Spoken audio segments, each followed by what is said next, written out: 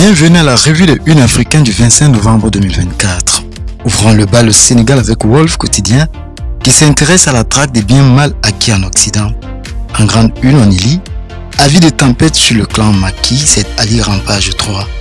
Dans sa page 4, Wolf Quotidien rétablit dans ses colonnes le rééquilibrage de la géopolitique dans l'entretien entre Poutine et Diomaye. L'éveil, d'abord en lutte, indique pour sa part que Modulo conserve sa couronne, mais la réserve est à découvrir dans le journal.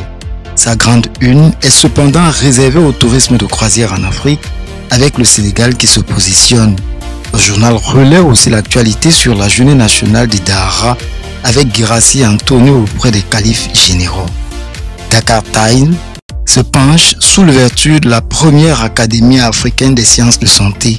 En une, il est à lire Dakla, capitale de la santé en Afrique. Il s'agit d'une académie qui va fournir des formations de pointe adaptées aux réalités africaines.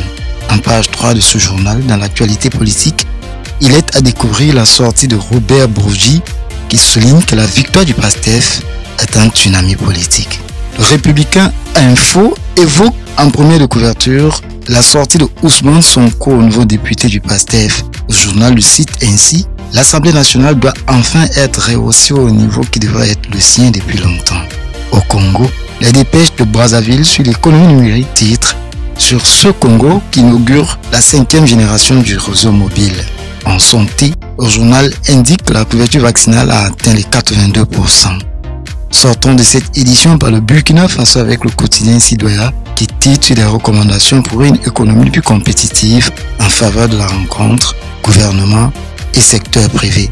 Voilà qui referme cet autre numéro. Merci de l'avoir suivi. Comme vous le faites sur nos plateformes digitales sur le bas de votre petit écran.